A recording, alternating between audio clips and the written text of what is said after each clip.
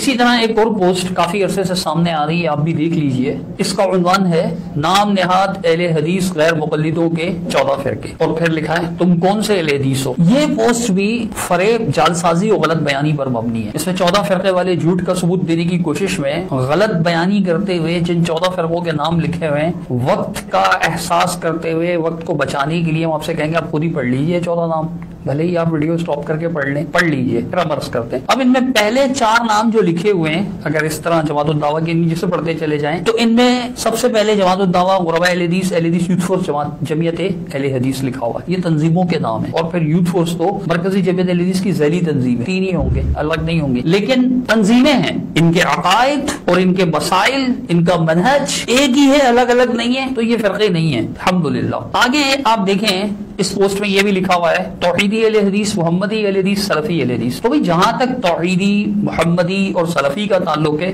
تو توحید رب سبحانہ و تعالی کی توحید کی طرف نسبت کرتے ہوئے تمام اہل حدیث کسی بھی تنظیم کا توحیدی وصف اختیار کرتا ہے اور لگا سکتا۔ کچھ لوگ اس طرح کی نسبتیں اپنے ناموں کے ساتھ لگاتے ہیں اور کچھ لوگ نہیں، اور محمدی جو ہے وہ ہمارے پیارے نبی محمد کریم صلی اللہ تعالی علیہ وسلم کی طرف نسبت ہے۔ سلف صحابہ کرام اور تابعین کو کہتے ہیں، جو پہلے گزرے ہوئے دیکھ لوگ ہیں ان کا اولین مصداق صحابہ کرام ہے، تو سلفی نسبت کوئی بھی کرتا ہے۔ مثال کے طور پر آپ دیکھیں جماعت غرباء اہل حدیث کے اس وقت جو امام ہیں، امیر ہیں، مولانا عبد الرحمن السلفی رحمہ اللہ، وہ سلفی نام استعمال کرتے ہیں، حالانکہ جماعت غرباء اہل حدیث کے امیر ہیں وہ۔ تو یہ ایسے اوصاف ہیں جو تمام اہل حدیث کے لیے یکساں ہیں۔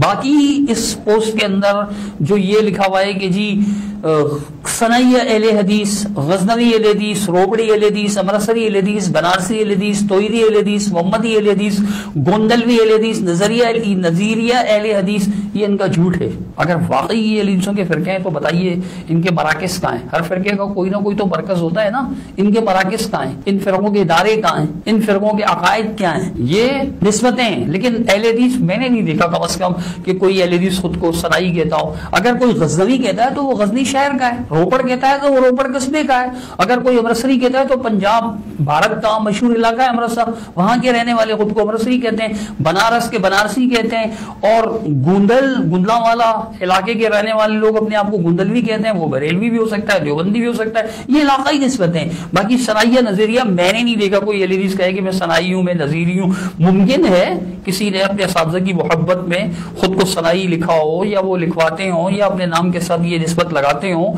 استادوں کی نسبت سے۔ یہ تو آپ کے یہاں بھی ہے، کوئی اشرفی کہلاتا ہے، کوئی قاسمی کہلاتا ہے، یہ تو دوسری طرف بھی پایا جاتا ہے۔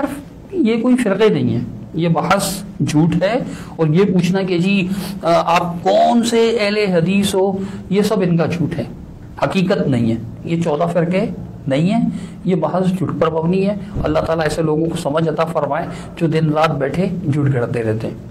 بس